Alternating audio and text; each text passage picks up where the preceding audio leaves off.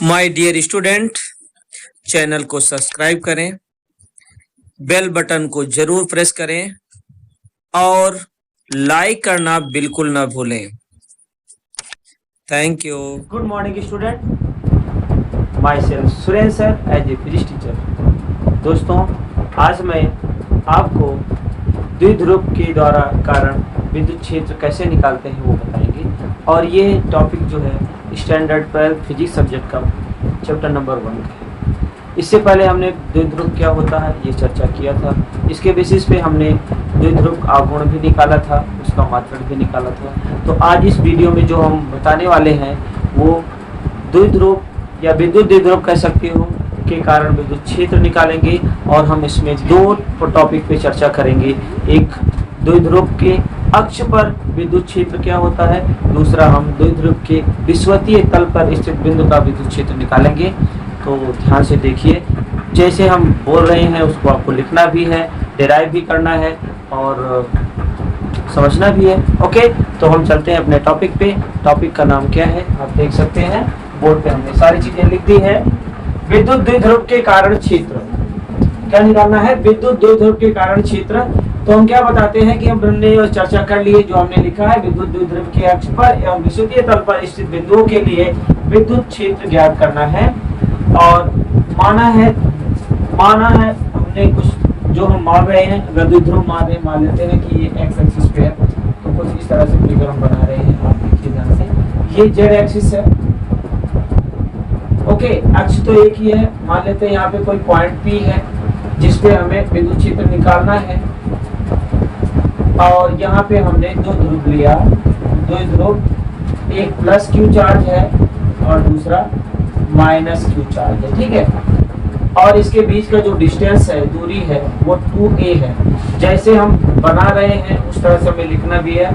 तो यहाँ से यहाँ की दूरी कितनी है, 2a। जैसे हमने कहा, माना कि द्विध्रुव के आवेश प्लस क्यू माइनस क्यू है, जैसा कि हमने फिगर में बनाया, और उसके बीच की दूरी क्या है, 2a। तो आपको लिखना भी है, इसलिए हमने बोर्ड पे लिखा है, क्योंकि बनाते तो हैं आप, फिगर तो बनाते हो लेकिन एक्सप्लेन नहीं करते हो और एक्सप्लेनेशन के मार्क बोर्ड में कट जाते हैं। तो इसको ये गलती हमें नहीं करनी है।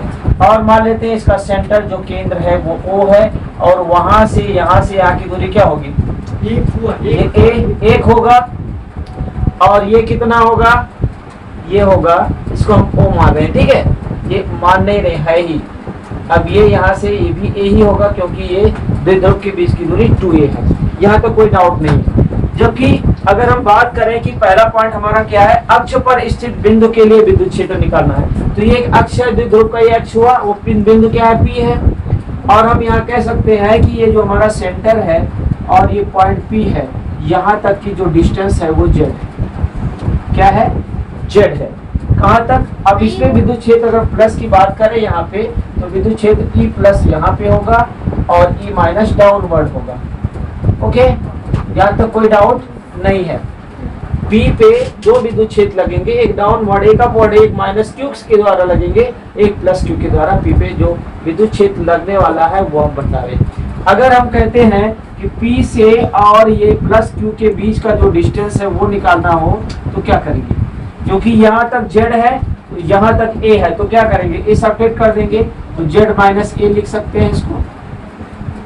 ओके, इसी तरह से अगर P पॉइंट पे हमें विद्युत क्षेत्र निकालना है माइनस क्यू के थ्रू, तो इसको क्या लिखेंगे, आप बताओगे क्या लिखेंगे, इसकी दूरी क्या है। अरे भाई, यहाँ तक तो Z है, तो ये बाकी कितना है,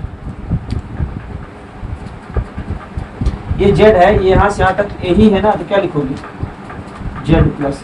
ठीक है, ये हमने Q पॉइंट पे डिस्टेंस निकाल ली।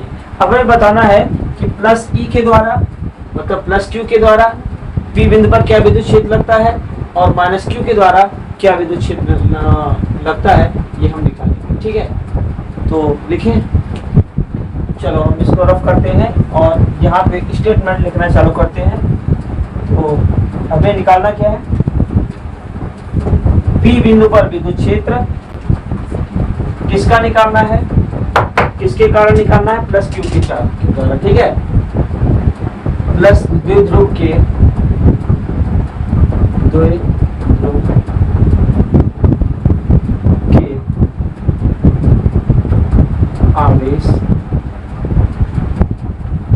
प्लस क्यू के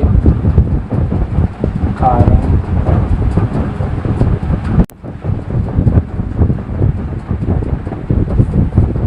बिंदु पर विद्युत क्षेत्र। क्या लिखेंगे? मान लेते हैं ये E प्लस है। फार्मूला क्या होता है?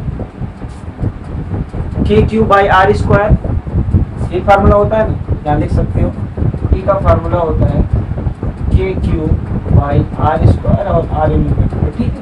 ये हमने E वेक्टर का फार्मूला पढ़ा था, ठीक है। तो अब यहाँ पे लिख सकते हैं। और के की वैल्यू ये भी होती है के इक्वल टू 1/4 पाई,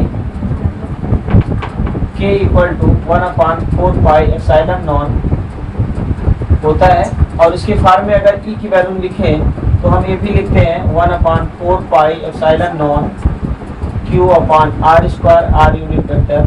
तो ये भी सही है और ये भी करेक्ट है, कोई प्रॉब्लम नहीं है। तो के फार्म में हम लिख रहे हैं, तो के तो हमने लिख दिया। इसमें चार्ज क्या है? प्लस क्यू है। इसके बीच की डिस्टेंस कितनी है? Z minus a whole square और पी यूनिट वेक्टर, ठीक है। ये क्वेश्चन नंबर 1, ठीक है। इसी तरह हम द्विध्रुव के आवेश माइनस क्यू के कारण पी बिंदु पर विद्युत क्षेत्र निकालेंगे। तो लिखिए द्विध्रुव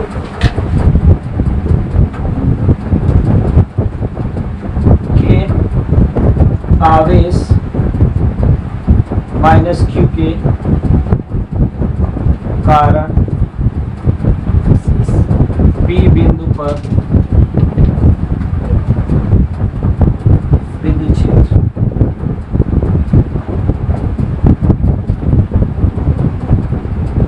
इसको हम क्या लेंगे? E minus.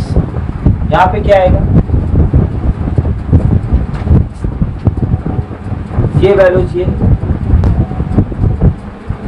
R की वैल्यू आपको क्या मिलेगी? यहाँ से लेके Q तक, बाकी फार्मूला वही है, minus k q by z plus a whole square p unit. Equation number, ठीक है। समझ में आ रहा है कुछ? अगर हमें विद्युत क्षेत्र का फार्मूला पता है, अगर विद्युत क्षेत्र का फार्मूला पता है तो हम क्या बदलाव क्या कर रहे हैं? R की जगह पे इसकी वैल्यू को चेंज कर रहे हैं। तो R की वैल्यू जो यहाँ से यहाँ डिस्टेंस होगी माइनस क्यू तक, वही लिखेंगे। तो माइनस क्यू तक की ये वैल्यूज है, तो हमने यहाँ पे लिख दिया ना, ये P से लेकर के माइनस क्यू तक ये जेड प्लस ए लिख दिया। अब क्या करेंगे? अकॉर्डिंग अध्यारोपण सिद्धांत के द्वारा लिखिए अध्यारोपण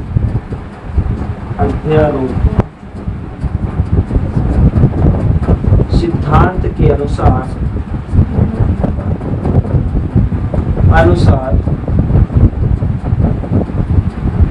P बिंदु पर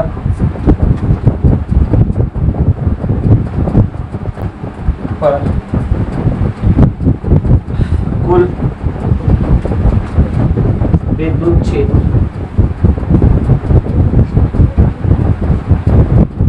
कितना होगा? मान लेते हैं वो E वेक्टर है, तो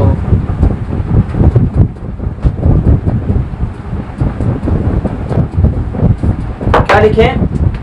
आप लोग भी बोलते रहिए E plus vector plus E minus vector, ठीक है। दोनों का योग हो गया, एडिशन हो गया। अब E plus vector equation number 1 से और E माइनस वेक्टर हमने निकाला है इक्वेशन नंबर 2 में। इक्वेशन नंबर 2 और 1 से अगर इसकी वैल्यू पुट करें तो क्या लिखेंगे? K q by z minus a whole square p unit vector plus minus k q z plus a whole square bracket close p unit. आप देख रहे हो पी यूनिट वेक्टर दोनों में है तो कॉमन कर सकते हैं, के क्यू दोनों में है तो भी कॉमन कर सकते हैं। तो हम क्या लिख सकते हैं? के क्यू ब्रैकेट में आएगा 1/z minus a whole square minus ये प्लस माइनस माइनस हो जाएगा 1/z plus a whole square और पी यूनिट वेक्टर। यहाँ तक कोई डाउट, कुछ प्रॉब्लम आप लोग को लगे तो पूछ सकते हो। अपने कुछ नहीं किए, के क्यू यहाँ पे भी है, यहाँ पे भी है, और यहाँ पी यूनिट वेक्टर दोनों में कॉमन कर लिया। जो कॉमन है उसको बाहर क्या लेंगे, एलसीएम लेंगे। तो E vector equal to k q bracket में इसका डिनोमिनेटर में क्या आएगा, z minus a whole square और z plus a whole square. ये इधर जाएगा, ये इससे मल्टीप्लाई होगा, तो z plus a whole square minus z minus a whole square यहाँ पे। ठीक है, अब कितने लोगों को फार्मूला पता है? कौन सा फार्मूला? ए प्लस बी होल स्क्वायर, ए प्लस बी होल स्क्वायर। कितने लोग मालूम है? सबको पता है, वाह वाह, वेरी गुड। तो फिर आ जाएगा a square b square plus 2ab, यही होता है। तो आपको a माइनस बी का फार्मूला भी पता होगा, बताओ, यही है। अच्छा यहाँ माइनस है, ठीक है, तो ये लिख देता हूँ a square plus b square minus 2ab। Good. ये फार्मूला अगर याद है आपको, तो ये फार्मूला और आता है, वो भी बता दूं। a प्लस बी और a माइनस बी का क्या फार्मूला होता है, पता है?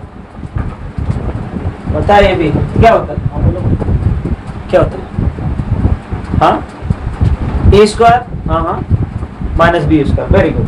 तो यहाँ क्या लिखेंगे, a square minus b square, very good. अब ये चीजें आप यहाँ देख सकते हो, a plus b z plus a है, ए माइनस बी तो जेड माइनस ए है, और यहाँ पे देखिए डिनोमिनेटर में a plus b a minus b whole square है, तो उसको हम उस तरह से अरेंज करेंगे। तो पहले वाली लाइन में हम क्या लिखेंगे, के क्यू, अब इसकी वैल्यू रखेंगे जेड प्लस ए, इसके पैटर्न से हम इसको ओपन करेंगे, कर सकते हैं ना? ठीक है, तो हम लिखेंगे Z square plus a square plus 2ZA। Okay, इसका हो गया। माइनस है, इसको ब्रैकेट के अंदर लिखो जिससे माइनस की गलती ना हो, माइनस प्लस की। तो बी वाला किसके पैटर्न पे ओपन होगा, इसके दूसरे से। तो क्या लिखेंगे, Z square plus a square minus 2ZA। ठीक है, bracket close, p unit. Okay, denominator इसके हर में क्या आएगा, वही जो लिखा है। अब इसको हम लिख सकते हैं जेड ए और जेड माइनस ए पूरे का होल स्क्वायर कर दे तो चलेगा ना भाई। इसका स्क्वायर है, इसका स्क्वायर, तो ऐसे लिख सकते हैं। अब इस ब्रैकेट को ओपन करेंगे, यहाँ पे आप देख सकते हो ये वाला फार्मूला है, तीसरा जो है ए plus b a minus B, उसके पैटर्न पे इसको ओपन कर देंगे, चलेगा ना? अच्छा, वेरी गुड। चलो फिर इसको ओपन कर देते हैं, ये भी रब कर देते हैं। तो हम निकाल रहे हैं अक्ष पर विद्युत क्षेत्र ई वेक्टर। ओके, देखिए, चलिए ओपन करिए ब्रैकेट, तो क्या होगा, k q z square plus a square plus 2ZA minus a square minus a नहीं है, जेड स्क्वायर है ना, z square minus a square plus minus minus plus हो जाएगा 2ZA। ठीक है, क्या लिखेंगे, 2 जैसा लगे भाई, 2ZA। ठीक है, अब यहाँ पे क्या करेंगे, ब्रैकेट करेंगे क्लोज, और यहाँ लिखेंगे पी यूनिट वेक्टर। ठीक है, divided by a plus b a minus b लगाएंगे तो क्या होगा, z square minus a square का होल स्क्वायर, जो कि पूरे का होल स्क्वायर है। आप देख सकते हैं यहाँ कुछ कैंसिल हो रहा है और कुछ कट रहा है, कुछ बच रहा है, इसको इससे कट कर दो, ये इससे कट गया, तो क्या बचेगा, 2 2 4 हो जाएगा। क्या आएगा, के Q 4ZA by Z square minus a square और पी यूनिट। अगर इसको पी के फॉर्म में रिप्रेजेंट करना चाहें तो हमने पी क्या है, विद्युत द्विध्रुव आघूर्ण है। आपने एक फार्मूला पढ़ा था, p vector equal to q into 2a, यही पढ़ा था ना अभी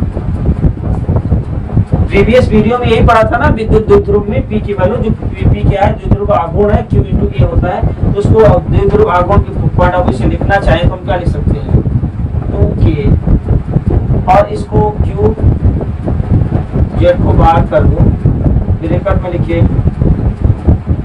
2a, ठीक है, आ गया 2, यहाँ आ गया, के का के यहाँ लिख दिया, जेड का जेड लिख दिया और ए का ए लिख दिया, ठीक है। अपान क्या आएगा, Z square minus a square whole square, यहाँ पे पी मिल, ठीक है। अब यहाँ पे किसकी वैल्यू रखेंगे, जहाँ पे q इंटू 2a है वहाँ पे क्या लिख सकते हैं, p वेक्टर लिख सकते हैं, तो लिख दीजिए भाई, लिख सकते हो तो e vector equal to 2kz और ये हो जाएगा p vector by Z square minus a square.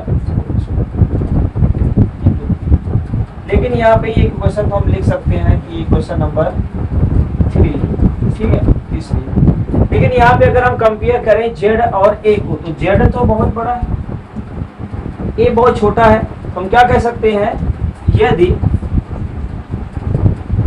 Z is very high comparison that a के कंपेरिजन में ये बहुत बड़ा है, तो ए स्क्वायर को हम निगलेक्ट कर सकते हैं। ए स्क्वायर जो है नगण्य है किसके कंपेरिजन में, जेड स्क्वायर के, तो इसकी वैल्यूज हम इसको रिमूव कर देंगे ना, तो क्या आएगा, जहाँ पे जेड एन है उस पे 0 कर देंगे, तो क्या लिखेंगे, इतना लिख लिया आप लोगों ने, हाई विल रिटर्न बच्चों, लिख लिया, अरे बोलो भाई, लिख लिया, ठीक है। अब आगे बढ़ते हैं, ये क्वेश्चन थर्ड है, प्राइमरी क्वेश्चन नंबर 3 से, समीकरण 3 से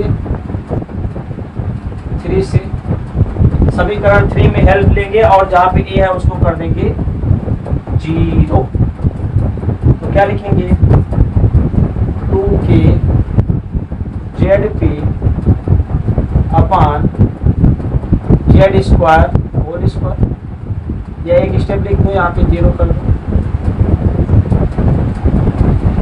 इसको हम क्या लिखेंगे, 2k ZP vector upon Z की पावर क्या हो जाएगा, 4 होगा और यहाँ पे पी यूनिट वेक्टर होगा, तो यहाँ जेड से जेड कैंसिल हो गया, तो हमें क्या मिल रहा है, e vector equal to 2kp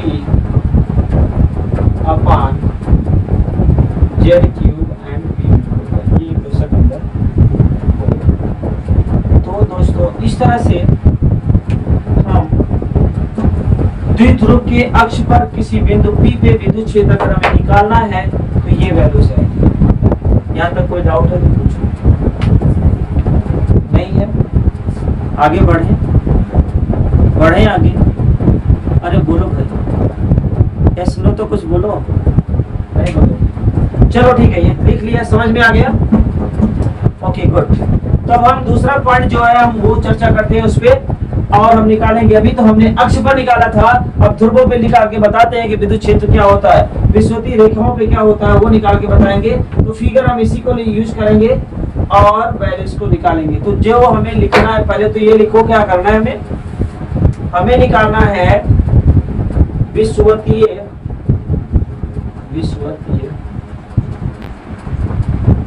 तल पर स्थित बिंदु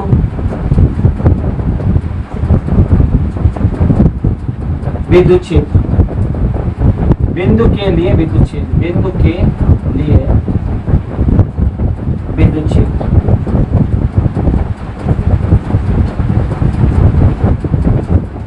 ठीक है, कैसे निकालेंगे, जैसा हम फिगर में बनाएंगे वो हमें लिखना भी पड़ेगा। अब मान लेते हैं हमारे पास जो डायपोल है वो प्लस क्यू माइनस क्यू है, और यहाँ से हमने विषुवतीय एक रेखा खींची जिसका एक पॉइंट लिया क्यू, तो लिख सकते हो माना कि क्यू विषुवतीय रेखा पर एक बिंदु है, लिखो भाई, माना कि विषुवतीय तल पर ध्रुव के द्विध्रुव के विषुवतीय तल पर बिंदु क्यू है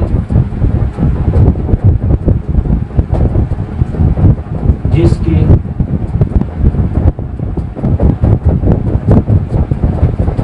द्विध्रुव के केंद्र से O से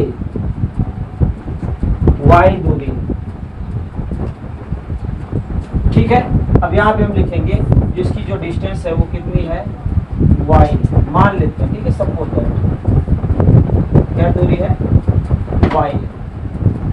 अब अगर हम यहाँ पे देखते हैं बाकी की चीजें सेम है, द्विध्रुव के बीच की दूरी 2 है जो हम पहले मेंशन कर चुके थे, तो लिखने की जरूरत नहीं है। हम यहाँ देख सकते हैं कि इस पॉइंट से इस पॉइंट को मिलाते हैं तो ये जो विद्युत क्षेत्र जनरेट हो रहा है प्लस E है, और ये माइनस Q पे जो विद्युत क्षेत्र जनरेट होगा वो डाउनवर्ड होगा, वो क्या होगा, minus E vector, minus E vector. अगर हम इसको थीटा मान रहे हैं, सपोज थीटा एंगल है, तो ये भी कोण थीटा होगा और ये भी कोण थीटा होगा। तो अगर ये थीटा है तो इस पे जो लाइन बनेगी वो क्या हो जाएगी, E प्लस कॉस थीटा, और यहाँ पे क्या होगा, जो लाइन बनेगी वो E प्लस साइन। इसी पॉइंट ऑफ व्यू से इस पे देखते हैं तो ये जो वैल्यू जाएगी E माइनस साइन थीटा, और यहाँ से एक लाइन और खींचना है, वहां पे लिखना है E माइनस कॉस। ओके, तो ये हमारा इस बिंदु के लिए, Q बिंदु के लिए वैल्यूज, ठीक है। यहाँ तक कोई प्रॉब्लम नहीं होनी चाहिए, ठीक है। ओके, आगे बढ़े।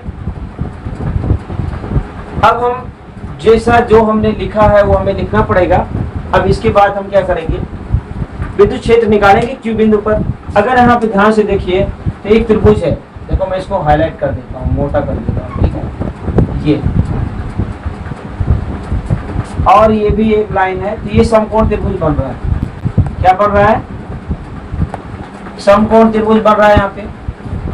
तो यहाँ पे पाइथागोरस थ्योरम यूज कर सकते हैं। इसको मान लेते हैं ये पॉइंट A है और ये पॉइंट B है, ठीक है। तो हम कह सकते हैं इन ट्रायंगल त्रिभुज, ठीक है। त्रिभुज कौन कौन सा लेना है हमें, त्रिभुज OQ में एंगल O क्या है, 90 डिग्री है, ठीक है। अब हम क्या लिख सकते हैं, ये अगर 90 डिग्री है तो पाइथागोरस थ्योरम से ये क्या होगा, हाइपोटेनस होगा, जिसको हम कर्ण बोलते हैं। क्या बोलते हैं, कर्ण बोलते हैं। तो कर्ण की वैल्यू क्या होगी, कर्ण को अगर हम निकालते हैं तो a square plus y square यही होगा, a square plus y square power 1/2, और सेम वैल्यूज यहाँ पे भी वही होगी, बाई हाफ। लेकिन अगर हम कहते हैं कि अगर ये थीटा एंगल है तो ये बेस होगा, आधार होगा, तो कॉस थीटा क्या होगा, कॉस थीटा क्या होगा, ए बाई क्या होगा, कर्ण होगा। कर्ण की वैल्यू क्या है, a square plus y square की पावर 1/2, ठीक है। अब इसका हम अभी थोड़ी देर में यूज करेंगे त्रिभुज ABC में, ठीक है। तो ये तो रहा फिगर। अब मैं आपको समझाना चाहूंगा, अब ध्यान से देखिए। Q बिंदु पर हम अगर विद्युत क्षेत्र निकालते हैं तो क्या लिखेंगे, अब देखिए एक प्लस Q के अनुसार निकालना पड़ेगा, ठीक है। द्विध्रुव का प्लस Q आवेश के अनुसार लिखिए, विद्युत द्विध्रुव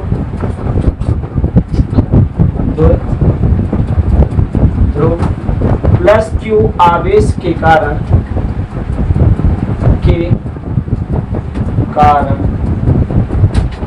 बिंदु Q पर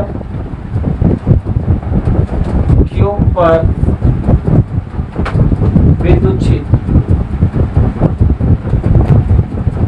तो विद्युत क्षेत्र क्या होगा इसके लिए E प्लस है, तो हम क्या लिखेंगे, E plus vector equal to KQ, formula तो वही होगा KQ, और क्या आएगा, ये दूरी क्या है, a square plus y square, ठीक है। और क्या लिखेंगे, पी। ये क्वेश्चन नंबर 4 थी, ये हो जाएगी 5। ओके, अब इसी तरह से हम माइनस Q के कारण क्या निकलेगा वो लिख देंगे। है बहुत इजी, समझने की जरूरत है, दोनों लिखना क्या है वो भी इजी है। द्विध्रुव के कारण बिंदु Q पर विद्युत क्षेत्र, तो वहां पे क्या आएगा E minus vector equal to, ये वैल्यू क्या होगी के क्यू आएगा, लिख दो k q by a square plus y square, whole square करेंगे तो हाफ निकल जाएगा, और यहाँ पे लिखेंगे p unit vector, equation number 6 है। अब आप यहाँ पे देखते हो, अगर हम अध्यारोपण सिद्धांत के द्वारा क्यू बिंदु पर अगर कुल आवेश निकालना चाहते हैं तो कैसे निकालेंगे, तो लिखेंगे अध्यारोपण सिद्धांत के अनुसार, इसको रफ कर दे, चलो ठीक है, इक्वेशन नंबर 5 और 6 हमारे पास है, इसकी हेल्प से हम क्या करेंगे, अध्यारोपण सिद्धांत के अनुसार अध्यारोपण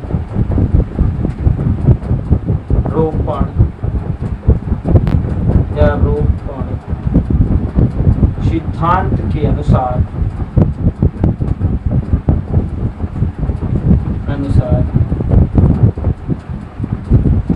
कुल विद्युत क्षेत्र, कुल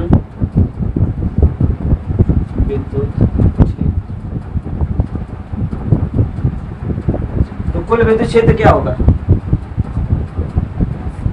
दोनों का एडिशन, इक्वेशन जो पहला लिया था आपने 5 और 6 दोनों का एडिशन करना है सीधा, तो E इक्वल टू हम क्या लिख सकते हैं, यहाँ पे भी वही लिखेंगे E vector equal to E plus vector plus E minus vector. लेकिन आप देख सकते हो कि जो अगर इस बिंदु पर अगर इस एक्सिस पे लेते हैं तो E minus E sine theta और E प्लस ये एक दूसरे के अपोजिट है, तो इसकी वैल्यू क्या हो जाएगी, 0 हो जाएगी, कैंसिल हो जाएगी वैल्यू उस पॉइंट ऑफ व्यू से, तो हमें मिलेगा कहाँ पे, खाली डाउनवर्ड डायरेक्शन में ही उसकी वैल्यू हम गेट कर सकते हैं। तो हम यहाँ पे लिख सकते हैं कि डाउनवर्ड साइड में जो ये फोर्स लग रहा है, तो यहाँ पे minus E cos theta plus E cos theta के पॉइंट ऑफ व्यू से हम यहाँ पे विद्युत क्षेत्र निकाल सकते हैं, और यहाँ पे दोनों अपोजिट हैं, इसलिए वहाँ पे विद्युत क्षेत्र 0 हो जाएगा क्यू बिंदु पे। तो हम दूसरा लिखेंगे, डाउनवर्ड जो फोर्स लग रहा है वो उसी को हम लेंगे, तो यहाँ पे क्या